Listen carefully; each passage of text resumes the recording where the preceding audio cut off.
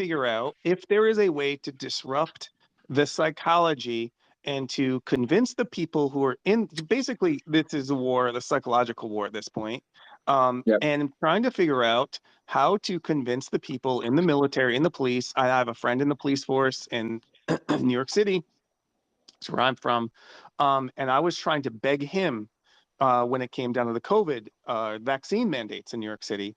I said, you have to gather a couple people. You standing up by yourself in your squad room is just going to lead you to getting fired.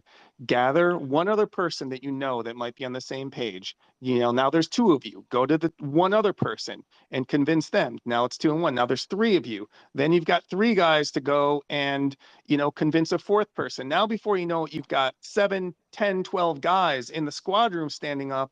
You reach a tipping point. Thank you, Dem.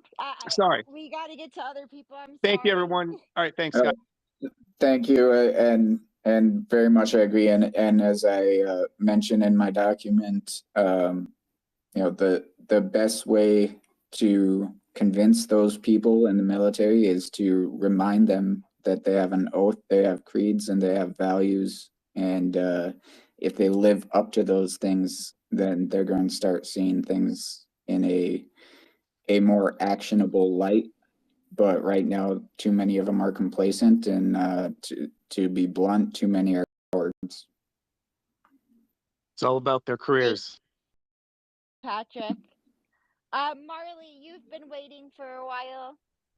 Hey, and guys, if you are on stage and you have a question, we are going through people who haven't asked questions yet. So if you could just keep your hand up so we know to get back to you, I'd really appreciate it. Thanks.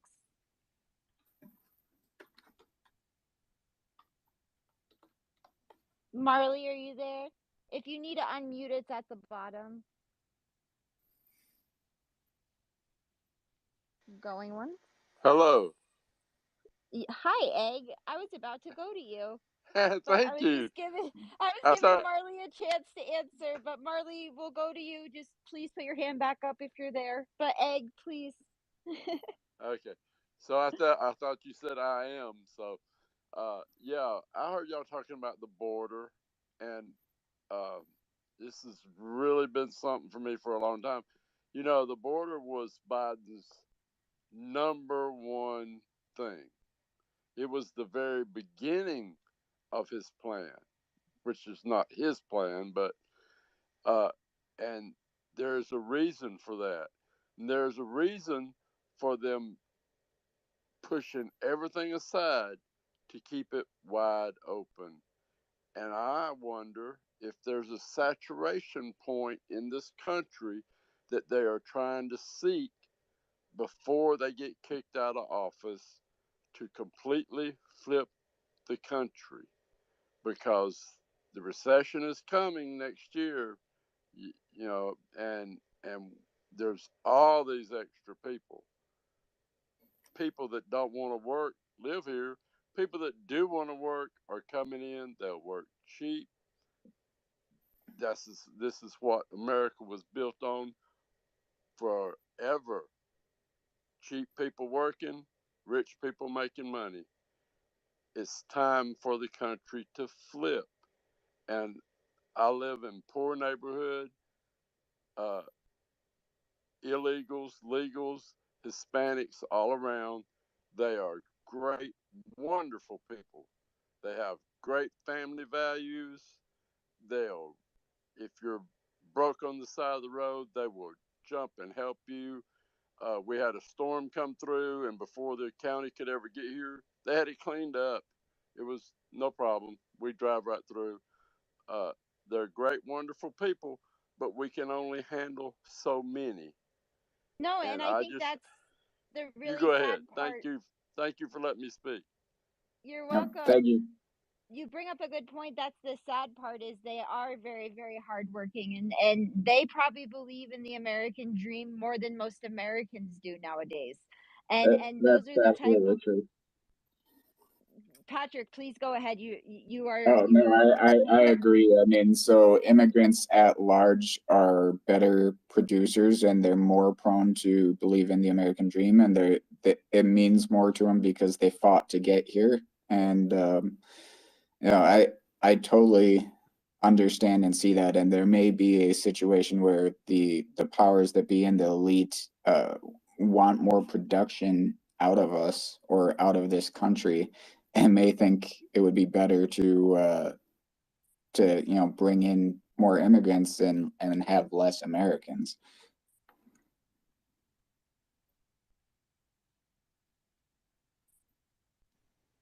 Absolutely.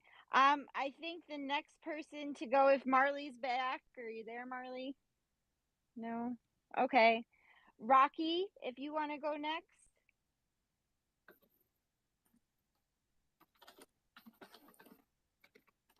You got to unmute Rocky.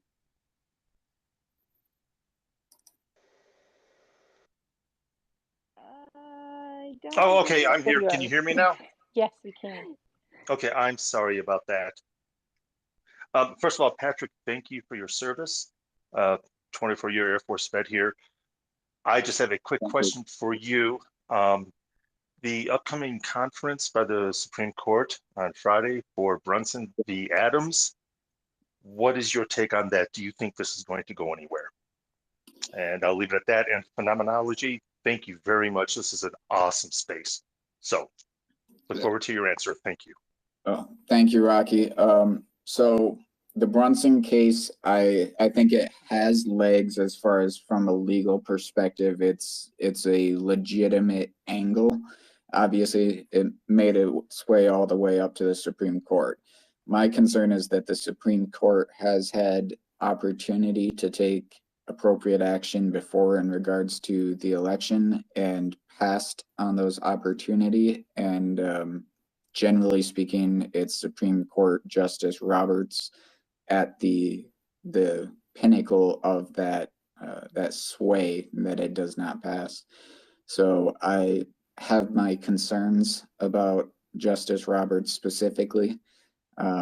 So I wouldn't bet on the Brunson case making it through, but I have my hopes as much as anybody else. Okay, thank you. Thank you. Does anyone here consider themselves a conspiracy theorist? Just a question. I do. Absolutely. Why would you say that? Why does anyone consider themselves a conspiracy theorist? What are you theorizing on exactly?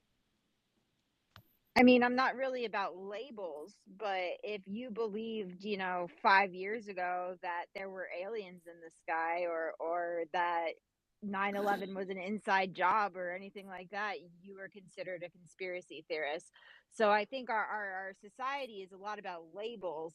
And if you're saying that I question the status quo or I believe that, there is an international child sex trafficking ring, I'd be happy to wear that hat. Although I really don't like labels. I would consider myself a truther, but in this society I'm a conspiracy theorist. Anybody else here who would fall in that same vein? Yeah.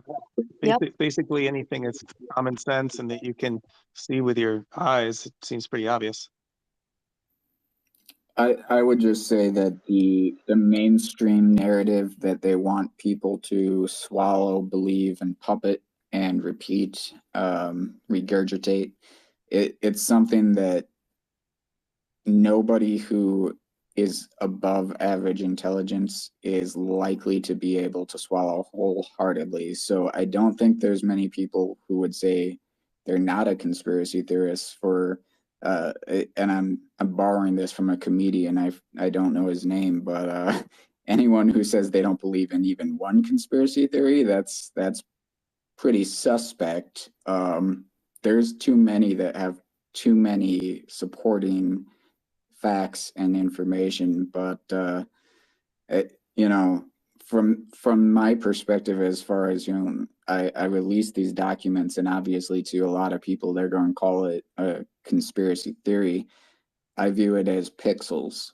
These are pixels in a picture, and individually one or two facts are probably wrong. I'm probably not right about 100% of this perfectly. But even with a smudge or two on the painting, I still know what it looks like. Would anyone here be able to tell me where the term conspiracy theory actually comes from? CIA. CIA. Hey, Aaron, how come you're asking this just out of curiosity? Because I feel like you're interviewing us. I'm just genuinely curious to see where the average I don't want this to sound condescending, but just the average person in this space is at. Well, who are currently. you, and are you a reporter? Are you a journal or a investigator? You know, why are you asking that? Because I think if you're trying to gauge the room, you know, what are you gauging it for your own personal gain? Not necessarily for my personal gain, more so for, in my opinion, the greater good. And I can expand upon that, of course, if need be. But the main reasoning is I just want to know what the average intelligence level is of somebody who's not just listening in on these types of spaces, but so I have is a question. actually like engaging in them and genuinely curious about what's going on in the world. I want to see where the average level of mankind has gotten to at this point, to where we're capable of speaking about these certain type of topics without becoming so offended with each other that it's like a problem that we can't even speak about it. So I'm genuinely impressed that people are genuinely capable of speaking about all these different things and not looking at the other person as their enemy. I find this super fascinating because this has not been the case for the last 5 years or so. For anyone who was on the internet, you couldn't speak your mind in any sort of fashion, whether it be flat earth or QAnon or Trump or anything. If you spoke anything that was your mind, you were completely ostracized for it. And so I find these kinds of spaces 100% fascinating for these conversations. So anyways, let me mute myself. No, please. That's such an interesting point. We also especially for me, we just have to make sure we're not being like doxxed or something, or bamboozled here. So I totally see where you're coming from, because for the past couple of years, no one's been able to have a conversation. No one's been able to bring up topics like this, and it almost got to a point where yelling would ensue immediately. So I would really encourage you to stay around and see that there are so many broad topics that we're all coming together on, and we're not all conservative, we're not all Republican. It's more of an American issue at this point, because we all see our country falling out from underneath us, and if we don't start talking like you're saying, we're going to lose our country. So thank you so much for bringing that up. 100%, Jennifer, and I find your opinion extremely fascinating. Again, considering just my personal experience with the last several years, it was extremely hard for me to even be able to say certain things like, hey, have you heard of this QAnon conspiracy? Hey, have you heard about flat earth? Hey, have you heard about these ridiculous topics that nobody wants to talk about? I'm genuinely interested. What are your thoughts on these?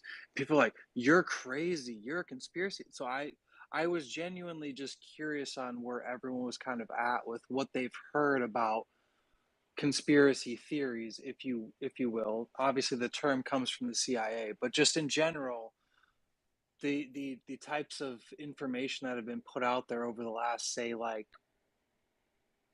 5 to 10 years that have influenced American society, especially to the point that we elected Donald Trump and we went through everything that we went through, and now we're with Joe Biden. And like, what, how did we go from the main topic in 2015 was flat earth, and then it was Donald Trump, and then it was elections, and then it was Russiagate, all of these things. And so many people that I just try to like talk to openly, just in an open, like, okay, so what are your honest opinions about this topic?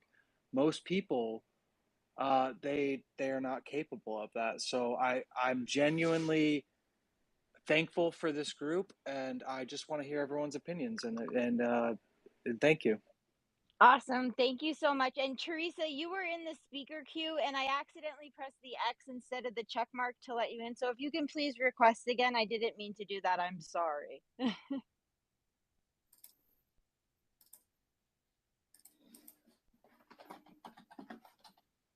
Phenom, do you know who's next? Let's see. I think Esteban is next. Esteban, He's yeah. Alrighty, so first of all, Aaron, I wouldn't feel bad if you're asking questions. Socrates said the highest form of human excellence is to question oneself and others. So, you certainly need to question. That's the only way you actually get answers, and then answers are your knowledge. So, certainly keep doing it and just take everything into perspective. As Patrick, I think, said really well, pixels in a story. With that being said, I'm confident that Republicans will do really well when it comes to 2024. One thing I do want to say to Barry is I think I've gone back and forth on you in terms of Ron DeSantis and my opinions about him. I was on the fence between him and Donald Trump for a variety of reasons. I saw pros and cons to each. But after his comment about, I believe he said, somebody who is influential or inspirational to me was Bush 41. I said, oh God, well, I guess I know who he is at this moment in time. So I ended up, listening to a podcast from Tim Pool interviewing Milo Yiannopoulos. And Tim Pool was originally, I think, in my similar position, but by the end of the conversation, he was, also now a believer in the fact that Donald Trump will win in 2024. There is a recession coming. That's not going to be good for incumbents. Not just that, we finally will get the investigations. So there are many tailwinds, in my opinion. I think, we could even have all three branches of government turn red. So I guess a question I would have to for Patrick is, I'm optimistic, but I don't think it's unfounded. Obviously, there's going to be many positives for Republicans. If they do get into office, what are the realistic chances? I mean, today it was amazing to see actually MAGA Republicans, unlike progressives for Democrats, where they typically sell out, actually challenging Kevin McCarthy. But what do you think is realistic that they could get done if, I guess, they have all the keys to the castle? It's honestly very dependent on who's in charge as far as leadership, and if it is Trump or DeSantis, it's going to take some very bold actions regardless of whoever it would be in 2024. Anything short of bold action and very disruptive action is not going to be enough. And I'm talking about things that haven't happened in America before, ever. I just have one more question for you. Do you think, because I don't know if he's actually Trump's nephew, but I'll take his word at it. He has a Twitter, Trump's nephew, and he was been tweeting VP candidates possibly. And one of them was Tulsi Gabbard. And out of all the people he had tweeted, she got the most likes. Do you think it's realistic that could happen? I think that's very realistic. Personally, I am a fan of Tulsi. I've spoken to her on a few occasions, and in my paper, I mentioned the 351st, of which she was also a member. So I know that she knows many of the things I know, which I think may have prompted some of her changes of heart and changes of mind, but I don't, of course, know that for sure. But I think I would be more comfortable with her than just about any of the other options. Well, very cool. Very cool. Thank you. And there are a few people in here I know that I think are in your same position when it comes to the military. And we've always worried that everything is a psyop or everybody is maybe not with us. But I certainly think there are more people like you than we would probably think. And there's more people that we actually can believe in and have support.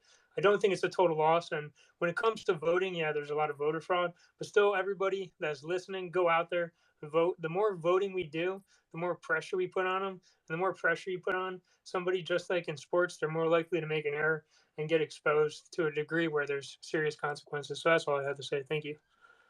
Thank you very much.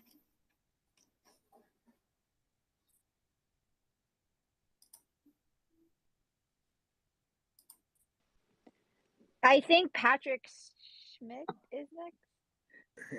Yes, you spelled it right. I should have just stopped at Patrick, but it's a mess. Sorry. No, don't worry about it. So it's a German name. So I'm living in America, but it's a German name. Sometimes it's a little bit difficult to spell it. So that's fine. Everybody calls me Mr. Smith. So it's easier for the Americans, I guess. Thanks for having me in the first place. And well, overall, I went in here because of the main topic. The treason, whatever. I honestly believe in it, and I believe in it because I looked up all these files from the laptop. I don't want to go too much in detail because, not that this Twitter space gets removed here, whatever. But when it comes to the future elections and coming to my to Patrick as well here, what he said, right, or other people right now, the chances of Trump and overall the Republican Party, I think we should have won the midterms by far, and I think honestly the presidential election was won by far in 2020. What I'm afraid of, and despite who is the running mate, whatever, and I was in an earlier space today where there was Lara Trump, and I asked about the topic or the problem, if DeSantis versus Trump would be a problem, and that was kind of like a big laugh. It's like, not at all. These guys know what they are doing, right? That was a great hint. What I'm afraid of, I mean, we weren't able to fix the problem about the elections, the mail-in ballots, everything from 2020 to 2022. So my concern is how we're going to fix that now. We have less than 2 years from now. How are we going to fix that, right? And I want to avoid to say, oh, it was rigged or whatever. I don't want to use these words, even if I have my own thoughts about that.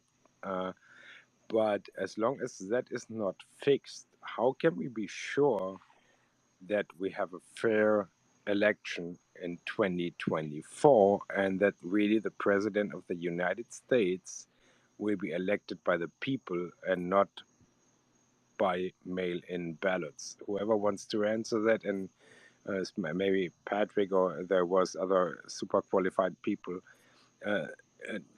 I mean, how are we going to fix that? I mean, I'm concerned that we cannot fix that in this short period of time, based on what we saw in the last 4 years. So I did mention that I am working on a blockchain voting mechanism for actual election voting, and we use a blockchain voting mechanism right now for our token Reaper and also for ARC. The rollout of that I expect to take anywhere from 8 to 12 years to get it into actual elections. So you're absolutely right. By 2024, it's highly unlikely that we would be able to change the election system. How we trust that, I think the only way we can really trust the election is when everybody in the country can actually feel it and knows who won. I think we all knew who won in 2020, despite the vote count. So that's just that's all I got for you, unfortunately. I don't have anything better than that. Yeah, unfortunately, it's a huge problem, and it doesn't look like it's going to be fixed, with the election system before 2024. But I also think that it's really important that all of the leaders of the grassroots that have been so caught up, including myself, in all of these legal cases and haven't been able to speak out and haven't been able to do the grassroots organizing that has gone on before so many elections because they were threatened with lawsuits and everything else. I think we really truly need to start standing up for people who are suffering under the legal system that is being pushed onto them by the Democrats. And the Democrats have laid out that one of the tactics of them taking over the country, I mean, is not just rigging the election, I mean, haha, but it's also putting people in legal jeopardy where they're afraid they're going to lose their house. They have to pull their kids out of private school. There's a lot of things that they have done to a lot of good people who had voices. I mean, look at what they've done to Steve Bannon. Look at what they've done to Dustin and I. I mean, this is a huge problem, and the problem is that there's not enough people rallying around these people to truly have an impact on what's going on. So it's not only the election systems we have to look at, it's the judicial system, it's a lot of things. Yeah, absolutely. Teresa, I think you're next. Thank you so much. Can you hear me? Yeah, we can hear Yep. you. And sorry I knocked you off before. Thanks for requesting again. No worries. So I want to bring it back to the immigration question again. I've just been thinking about color revolution, and I've been thinking about MS-13, and I'm thinking about all these immigrants coming in, joining the gangs. And do you have any thoughts about what that might potentially mean for us from a lockdown state, or what do I want to say? Like a military state in our country? What impact do you think that will have? And is there, I don't want to say collusion, but it almost feels like that, to put people in places where they're going to disrupt and that they're going to cause issues. And fentanyl is one piece of it, but the gangs and the, all of the things that are going on there. Do you have any thoughts on that?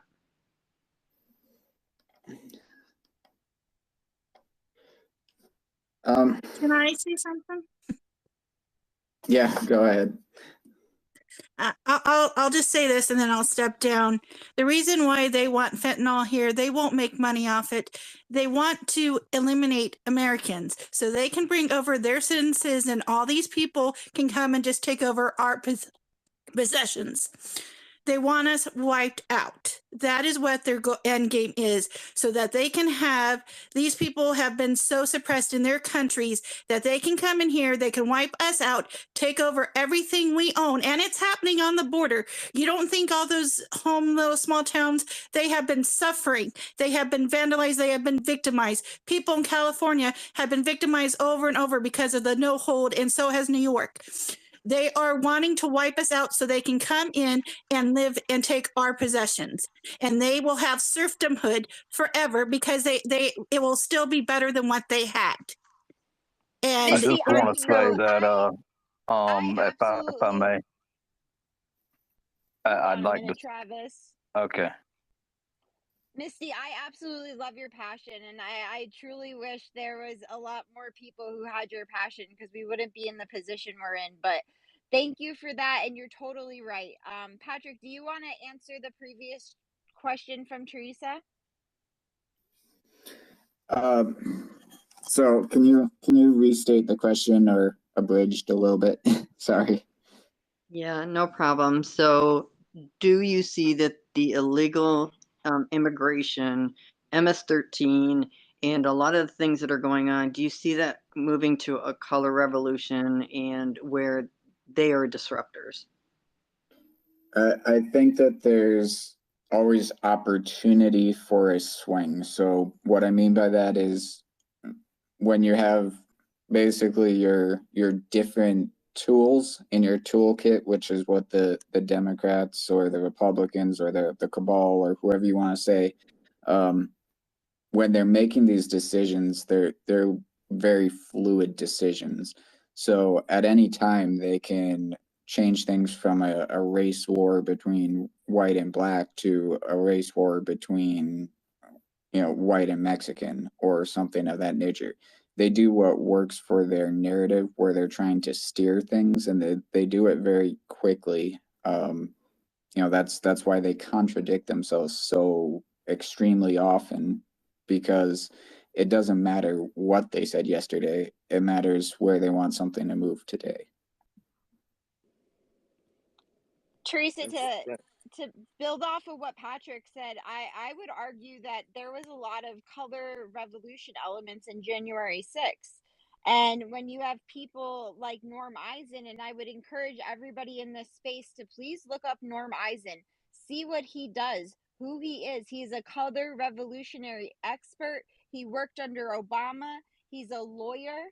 He is the one doing so much damage on the left, or doing damage on the right, and he's one of the top lawyers on the left. He's the one who's showing them how to get away with these things, and he's run color revolutions in other countries. And Darren Beatty has done amazing research on this, and I really would encourage, I could go on for an hour about Norm Eisen and what he's involved in, and the DHS and all of this. And but please look it up. We could do another space on it, but if you're talking about color revolution, I would argue that it's already here, it's already being used, and there's people within our government who are experts at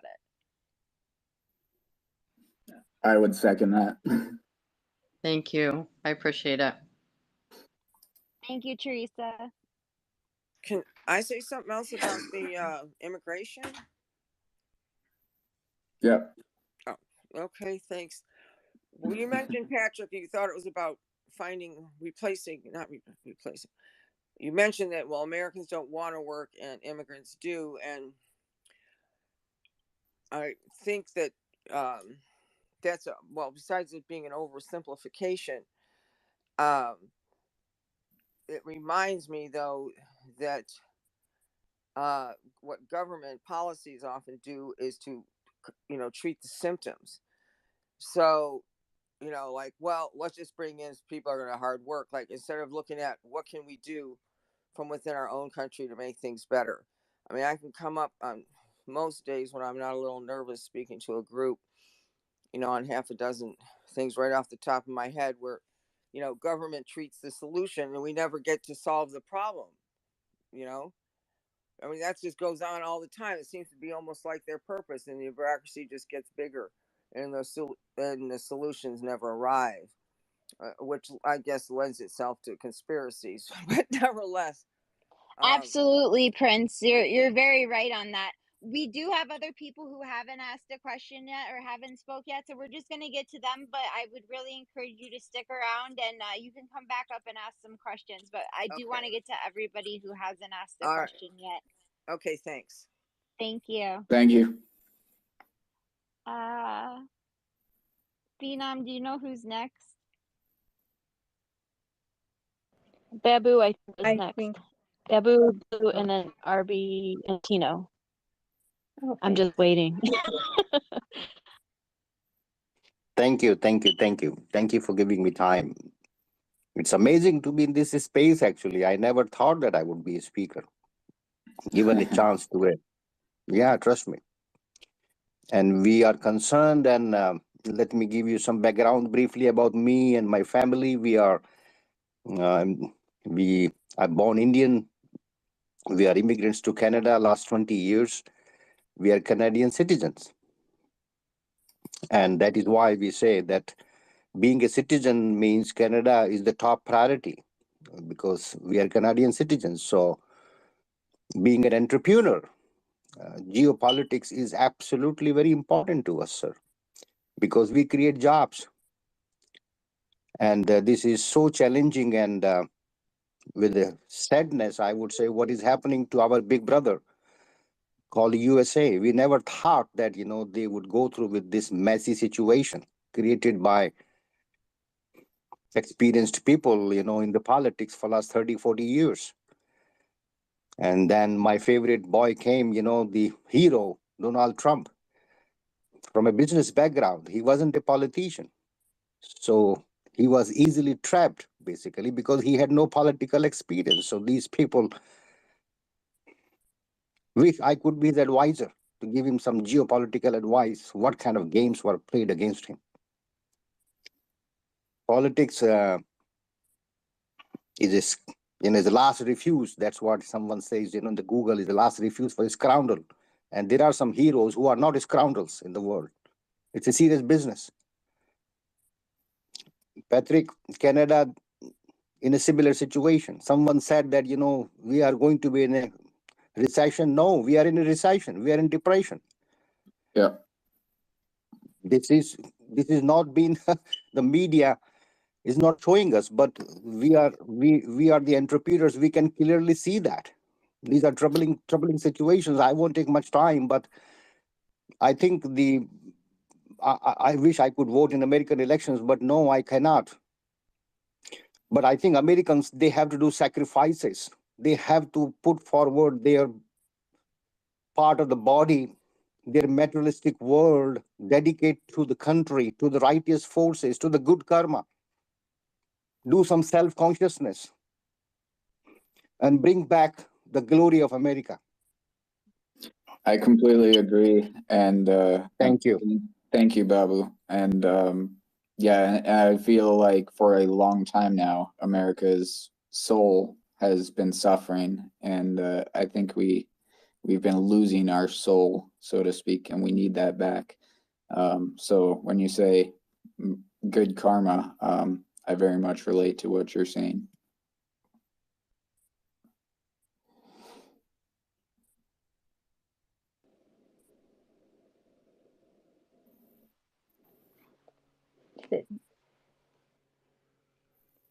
Did the sound go off? I hear you. I hear Okay, you. okay, great. Okay, great. I just I'm so sorry. I'm so bad at keeping track of who's next. I apologize. Let's see. Go with ladies first. Was it has Tino I been think gotten? Blue was next.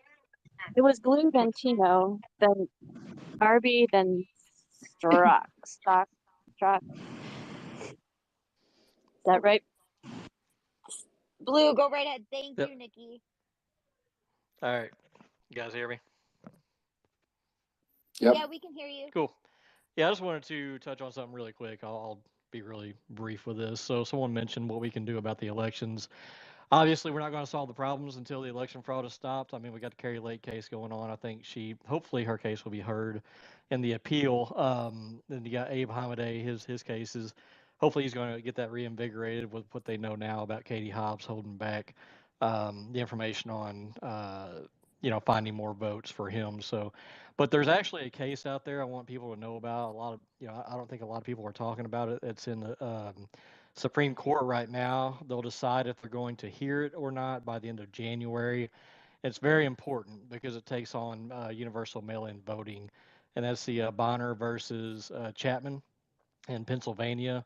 So what they're doing is they're going after the Act 77, which was the piece of legislation that legalized universal mail-in voting in Pennsylvania. But what they're doing there is they're going after the constitutionality of mail-in voting, universal mail-in voting, and trying to say basically it says that it violates Article 1, Section 4 of the U.S. Constitution, that basically says that the times, places, and manner of holding elections for senators and representatives shall be prescribed in each state by the legislature thereof. So, what's important in that clause is it says the times, places, and that's the key word, and manner of holding elections.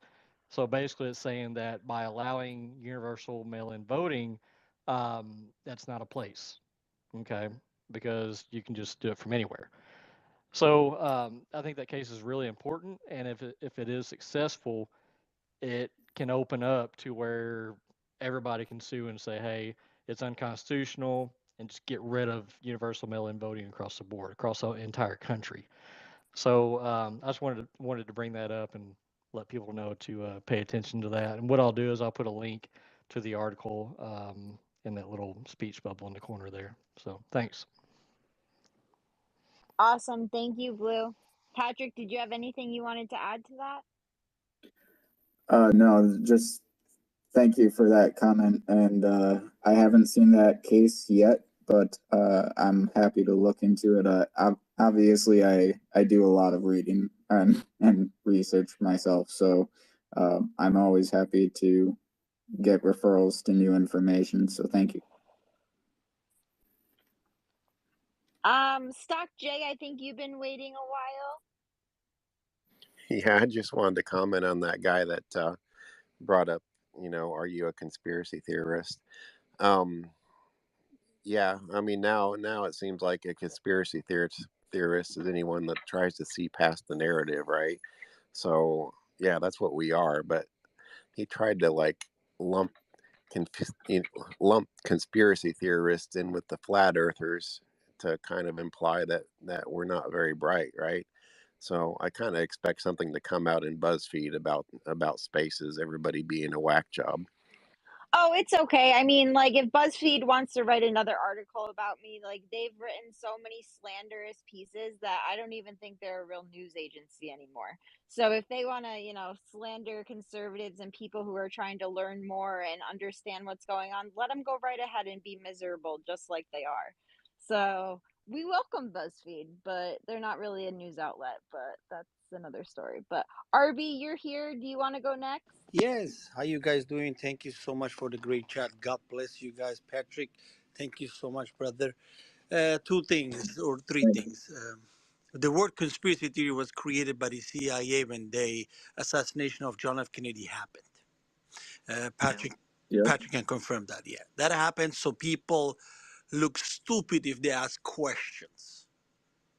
That's what happened. Okay, one. Second, with the elections, I mean, we have Space Force. We can do blockchain over the Space Force. They don't have control over the Space Force. They cannot tap in. That would be pretty secure. I'm pretty sure it's in work. Then that, and then the third thing is I just want to say thank you, Patrick, for coming on. You got all our support, and anything we can do, we got here together for Phenomenon.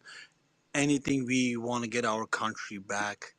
As a fourth generation immigrant, I want my country back that I love so much and have so much respect for it. This is the country that gave me anything I dreamed of. I came here with $20 in my pocket and now I have 18 employees.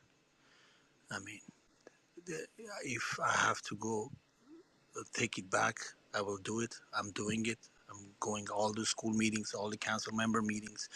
I wake up a lot of people. This is the only thing I can do. What do you think about that suggestion with Space Force and the election running over the Space Force? I mean, we didn't create it for no reason, right? So I think Space Force was definitely created for good reason, and there's definitely more to that, and I really can't say a lot on that. To be honest, there's some lines I would be crossing. I like to go off what I can publicly support and prove. So on that grounds, I think Space Force has a lot of opportunity in it, but it's also been under the Biden regime for a year, year and a half. Well, I don't even know how long he's been there now. 2 years, 2.5, whatever. He doesn't count. So, but after a prolonged period of time, I'd have my doubts about who's actually in control. But in regard to you loving this country and it giving you the opportunity, you're a true American, sir. So thank you. Thank you so much. Yeah, and I know you cannot talk about it a lot. I know. I know your classifications. You cannot go too much with. I'm so sorry to put you on the spot, buddy. I'm so sorry. No, that's quite all right. God bless you. Thank you. Thank you, RB. Thank you. Tino, I think you're next. Hello. Thank you for letting me speak up here. I just want to be quick and direct. Someone said the term conspiracy theory was developed by the CIA. People are now seeing what these government entities are doing to our society.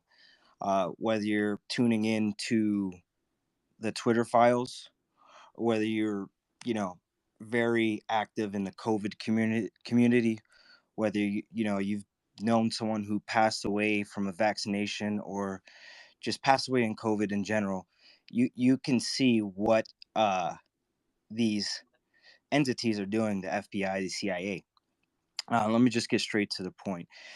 We have these words, conspiracy, that was developed by the CIA. Don't you think other words like, example, Trump, patriot, woke, don't you think these terms are created by them to kind of persuade information to be like, oh, it has Trump on it, I'm not going to read it. Oh, it has Biden on it, I'm not going to talk about it. We have to really dig deep and try to just be central as possible.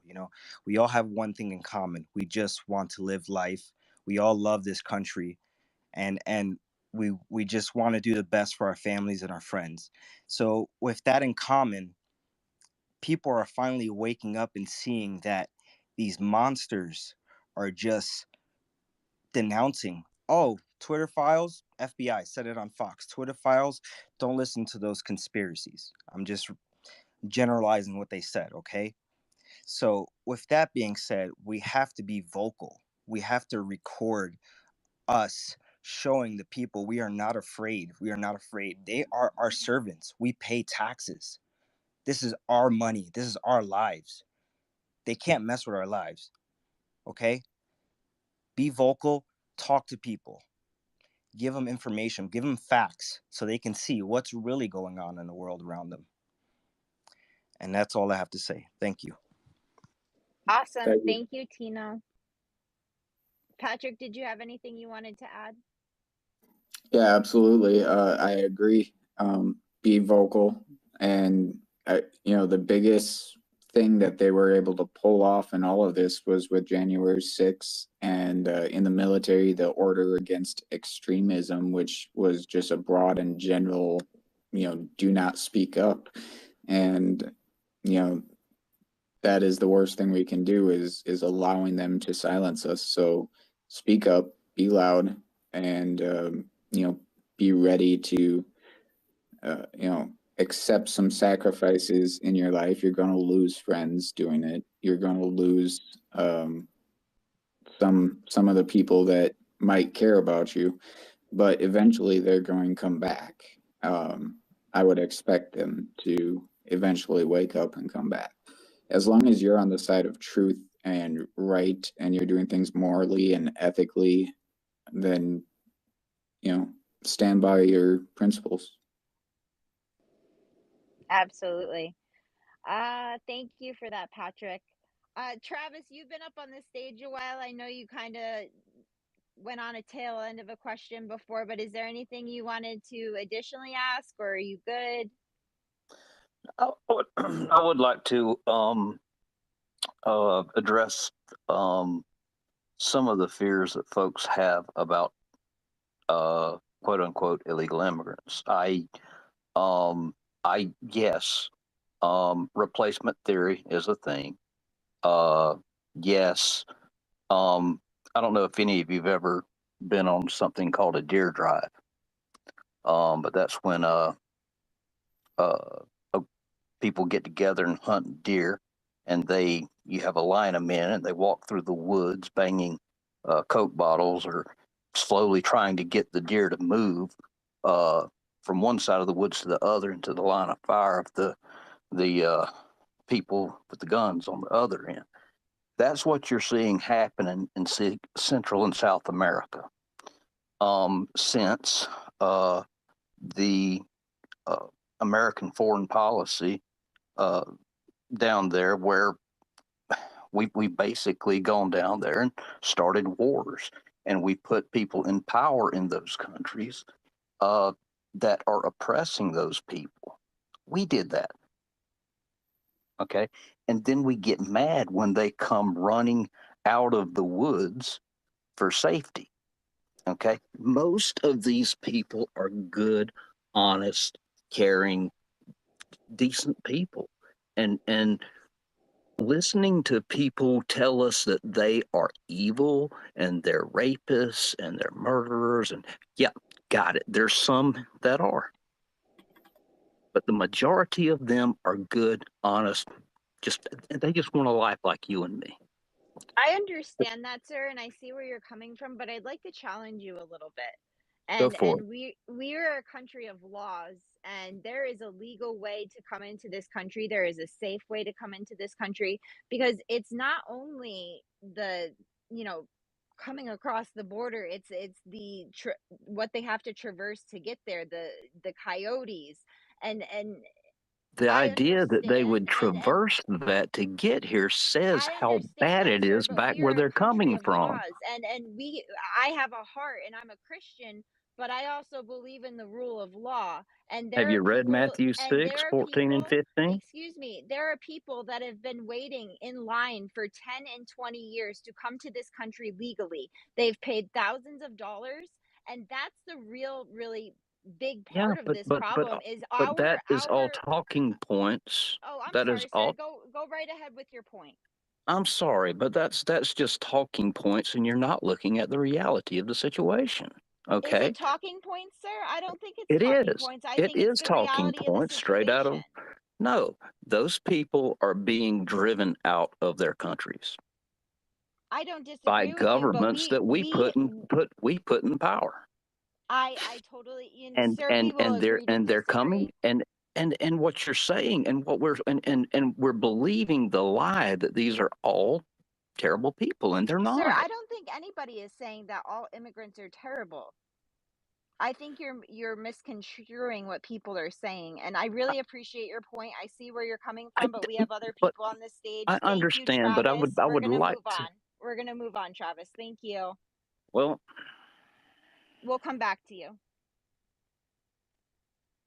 Patrick, do you have anything you'd like to add before we go on to the next person? Nope, I'm good. I'll just say that you both have great points, and you know some issues are just not that easy to solve, right? So I don't think either one of you is more right or more wrong than the other. It's just that this is obviously a very complicated issue, and there's legal issues and border issues on the American side, and there's human issues on both sides, and you know it's going to take a lot of work. I agree with Patrick on this one.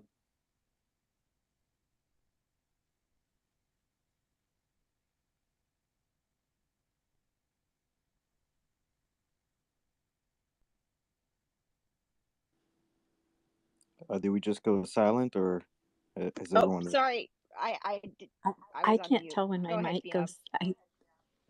Sorry, sometimes when I speak, I just command a room, so I apologize. Please continue. Can I speak on that real quick here? You guys are definitely both correct. I believe that you should take the proper actions to get into this country. What is really disgusting is that this government is signing our money away to secure other countries' borders, and that should definitely get you mad, because we need to change the law. We need to make it better and more efficient for people to get into this country legally. That way we don't have people, especially we don't know these people crossing the border. They could be I do. terrorists. They could be good people. We don't know. Here's the thing. That's the Real fact. quick, I know a lot of them. just a quick point. And I do too. I definitely do too. Do we need to know the people coming over versus like know what their capabilities are? So let me expand on that a little bit. So when we have just people flooding into this country, that's one thing. Versus if the types of people who are flooding into this country are the kinds of people who we want in this country, is that a different conversation? So, for example, if we have tons of people who are flooding into this country who are prolific doctors and renowned scientists and all the medical and all of the fields that we want people to be Construction coming. worker. Yeah, construction. Yeah, any actual like field They're all that great will be construction workers. beneficial. Phenom. Phenom. If they're not, Yes. if they don't fall into Yes. that You category, had a great point on what this about last those night people? about a merit-based immigration system. Do you want to expand on that a bit? Well, yeah, I don't have like a great policy or anything, but I just think that there's this strange idea that we somehow just have to just let people just line up and just come on in, and anybody that wants to come in. I mean, that's not what a country is about. And so please not? forgive me if you've heard this before, but can you guys hear me okay? Can you guys hear me? Yes. Yeah, Yes, we my can hear dear. you. Okay. So the analogy that I'd like to give is like at home, you know, you take care of your family first. You feed your children first, and you might go, and if a neighbor's sick, you might feed them, or you might feed their children before you feed yourself. But you feed your children, and then you help your neighbor. And at night, you lock your front door, even though during the day you might invite somebody in, offer them a cup of tea or a lunch or something like that. But at the end of the day, you close your door, and you keep things to yourself. You protect your property, you protect your own health, you protect your own money, and you give to charity or your community, your neighbors, your church. But that's how I think that our country should be. You know, Are you a everybody should. Christian? So essentially, what we do at night is Well, who we are defined as people, in the sense of, at nighttime, I want my family, just as well as you do, to feel that they are protected by their father, who well, is me. not even just at night, but just like basically like it's like you put the, like they say in the airplane, you put like your own oxygen mask on first so you can help other people, and that's what a country should do too. We shouldn't be doing anything Right. for any other country until our country is fully taken care of, because that's our country. It's our citizens of our That's land, of never our going to country. happen. Yeah. How And can you help another country when your own country's in and then such people should shambles, right? Like, only come into our country if they have something specific that will enrich our land. So if they can, and it doesn't mean that we can't help somebody that's poor, but really that's just, I mean, that's just kind of a bad excuse, because every country has natural resources. We're people with brains and hands, and we live on a land with natural resources. Every country has that. We came here You've all with been zero money, brainwashed. so Travis, I'm you talking are right now. extremely rude, and I'm going to use the power of the gavel I'm right now sorry. to kick you I'm off sorry. stage. Stop being rude. He deserves it. I mean, this is just my Sorry. philosophy, and you don't have to have it, and you don't have to really listen to it either. But now I lost my train of